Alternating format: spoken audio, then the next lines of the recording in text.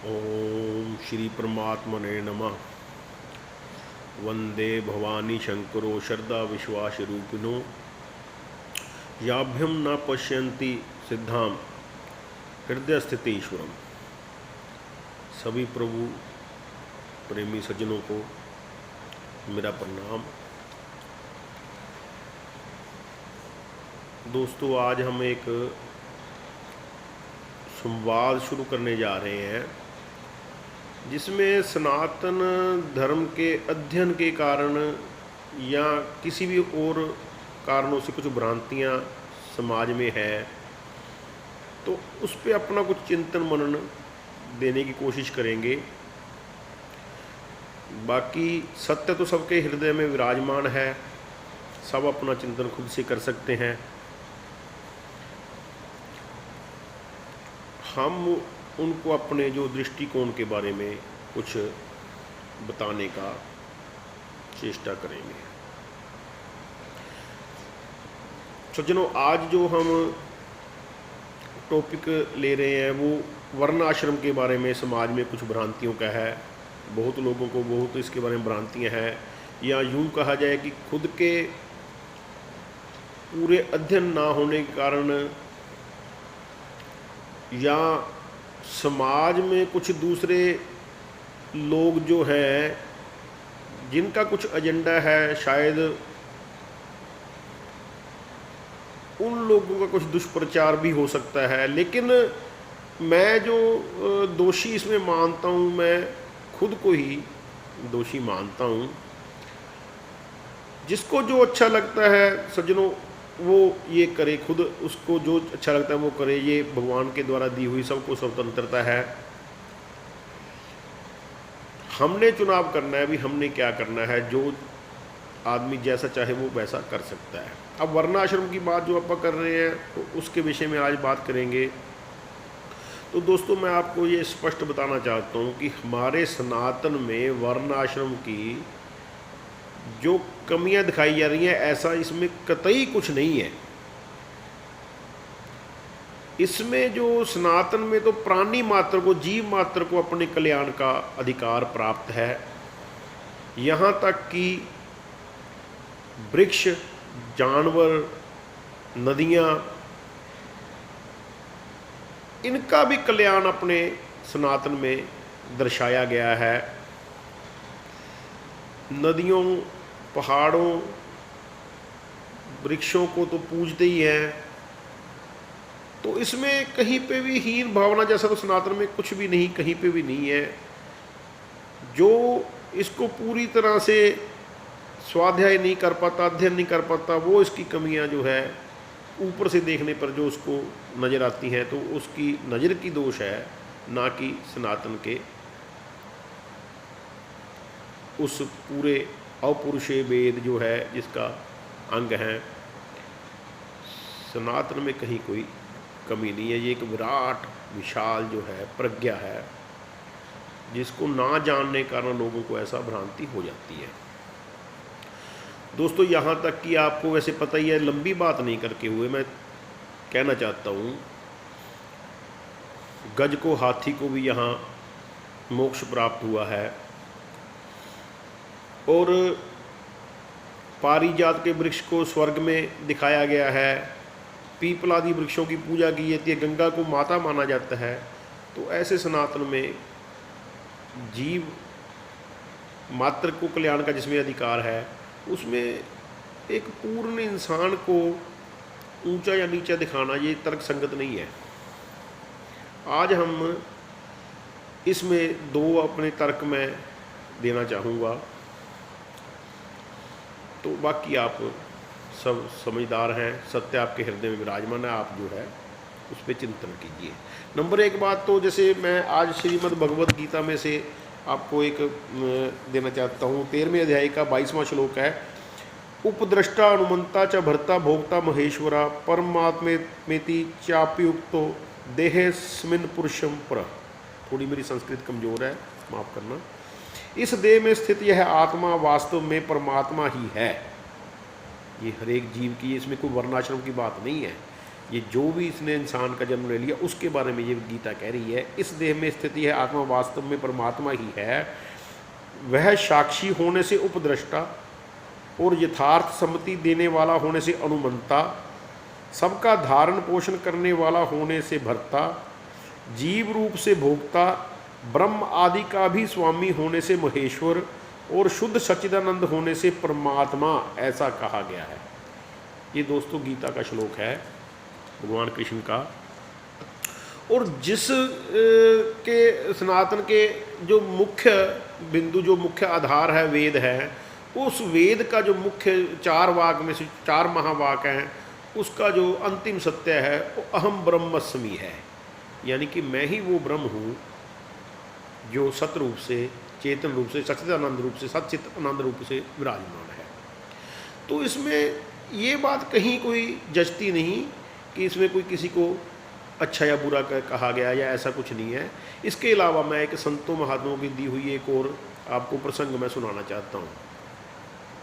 कौशिक नाम के एक ब्राह्मण थे, वो अपनी तपस्या में लीन रहते थे, बहुत उग्र तप उन्होंने किए थे। एक दफ़ा वो कहीं अपने दरख्त के नीचे बैठे अपनी तपस्या में लीन थे और कुदरती उस दरख्त के ऊपर जो है एक पक्षी जो बैठा था, उसने जो वहाँ पे बीठ कर दी, तो जो आके उस ब्राह्मण योगी के, तपी के मुख पे आके गिरी, जिसका उसको बड़ा बुरा महसूस हुआ। तो उस ब्राह्मण ने जैसे ही वो बीठ गिरी, ऊपर झाँक के देखा वो फलां पक्षी है, वो पक्षी उड़ा। तो उसके देखते ही उसके भाव मन में आया, या जो भी कुछ हुआ, उसने मुंह से कुछ नहीं कहा, तो वो पक्षी जो है देखने मात्र से वो जलकर भस्म हो गया। यह देखकर उस कौशिक ब्राह्मण को अपनी तपस्या पे बड़ा खुशी भी मिली और मान भी हुआ, यार मैं तो, भगवान ने मेरे को इतनी शक्ति दे दी इस तप के कारण। तो उसको बड़ा अच्छा महसूस हुआ। तो वहाँ से वो जब अपनी तपस्या वगैरह मुँह साफ करके वो जग गया, तो वहाँ जाके वो आगे वहाँ पे गांव में भिक्षा के लिए जाता है। तो अब उसको अपनी तपस्या का पता है और वो भिक्षा के लिए जाता है। तो वो एक दरवाजे पे जाता है, तो वहाँ पे उसको भिक्षाम देही जैसे वो बोल के रुक जाता है। लेकिन कई देर 2-3 दफ़ा आवाज़ें लगाने पे भी उस घर में से कोई बाहर नहीं आता। तो उसको बड़ा क्रोध आता है। तो क्रोध में वो थोड़ा चिल्ला के, लगभग चिल्ला के बोलता है भिक्षाम देही, यानी कि ऐसे उस स्वर में जो उसके क्रोध था, तो उसको यानी कि एक अधिकार की तरह लगता है भी यार ये लोग इतने मूर्ख हैं, भी इसको एक योगी द्वार पे खड़ा है लेकिन उसको भिक्षा नहीं दे रहे। तो दोस्तों क्या होता है, वो कुछ देर बाद वहाँ से एक गृहिणी घर के बाहर आती है। वो आके योगी को प्रणाम करती है और विलंब के लिए क्षमा मांगती है और कहती है कि महाराज मैं अपने घर में अपने पति की सेवा में व्यस्त थी, तो जैसे ही वहाँ से मैं हुई तो मैं आपके पास आ गई हूँ, लेकिन आप इतने क्रोधित कैसे? तो योगी ने उसको अपनी जो है, उसको जो बुरा फील लगा था उसको जताया कि यार आप लोग इतनी देर से मैं यहाँ खड़ा हूँ, तो आप लोग ये गृहस्थी लोग, आपको ये नहीं पता, ऐसे थोड़ा सा डांट फटकार की टाइप से उसने योगी ने बात करी। तो वो गृहिणी जो थी वो कहती महाराज मैं वो चिड़िया नहीं हूँ जो देखने मात्र से भस्म हो जाऊंगी, मैं अपने घर का अपने कर्तव्य निर्वाह में लगी हुई, मेरे पति की सेवा मैं कर रही थी। तो वो जब उसने इतनी बात कही, आके उसने भिक्षा तो डाल दी, लेकिन वो योगी जो अवाक रह गया कि ये इसको यार वहाँ जंगल में हुई घटना का इसको कैसे पता, जो कि किसी को भी नहीं पता। तो मेरे और चिड़िया के बीच चिड़िया भस्म होगी, तो ये क्या बात हुई, पक्षी वो भस्म हो गया, तो ये इसको कैसे पता? तो उसको उसने ध्यान में फिर भी देखा, लेकिन था तो वो योगी, उसको महसूस हो गया भी ये जो साधारण औरत नहीं है। वो औरत के लगभग चरणों में तो ना कहे तो, लेकिन उसके झुक के उसने कहा माते आप जो है धन्य हैं, मेरे को थोड़ा अहंकार हो गया था, अच्छा हुआ आपने जो तोड़ दिया, लेकिन मैं अब ये आपको पता कैसे? पहले तो वो नारी जो गृहिणी थी वो कहने लगी कि पता होना इसमें कोई बड़ी बात नहीं है, मैं अपने धर्म में कायम हूँ, अपने पति की सेवा मेरा धर्म है, मैं अपने पूरे काम अपने पूरी शिद्दत से करती हूँ और यही मेरा, इसी कर्म में रहते हुए ही सनातन में जो है मोक्ष संभव है, इसमें क्या दिक्कत है। तो जो भी अपने धर्म में रह के काम करता है तो मोक्ष संभव है। तो फिर भी जो उसने आग्रह किया तो कहते महाराज इसको, इससे आगे मैं आपको और कुछ नहीं बता सकती, ज़्यादा आपने पूछना तो जो मेरे गुरु हैं आपको उनका एड्रेस दे देते हो, आप वहाँ चले जाइए। तो योगी ने उसका जो युवती से जो गृहिणी थी उससे पता लिया और वो उससे मिलने की इच्छा करने लगा। भी ये तो बहुत सिद्ध योगी होंगे, जरूरी तो उसके बाद जाना चाहिए। अब आगे वो योगी जब जहाँ जाता है, जहाँ का पता दिया जाता है, तो वहाँ जाता है, तो वहाँ जाके देखता है क्या भी जो पता दिया था वो तो पते पे जब पहुँचा तो देखा उसने वो एक कसाई की दुकान थी। तो कसाई की दुकान के अब वो तो ना अंदर जाना पा रहा, बाहर चलो फिर भी वो कोशिश करके अब गया, तो अंदर क्या उल्टे पाँव भी वापस वो हो गया। तो जो कसाई था उसने आवाज़ लगा दी, महाराज क्या बात, कहाँ जा रहे हो। उसने कुछ खास जवाब नहीं दिया, लेकिन वो कसाई दोबारा बोलता है, महाराज जो बात के लिए आए हो 10 मिनट रुको, आप वो बात तो पूरी करते जाओ। अब योगी को पता लगा भी ये भी करने वाला साधु है, कोई ऐसी बात नहीं, यही साधु है और ये पता ठीक है, मेरा गलत पते पे नहीं पहुंचा मैं। तो वो जो है अपना काम निपटा के उस कसाई जो है वो उसको साइड पे ले आया, यहाँ अपने कमरे में ले आया।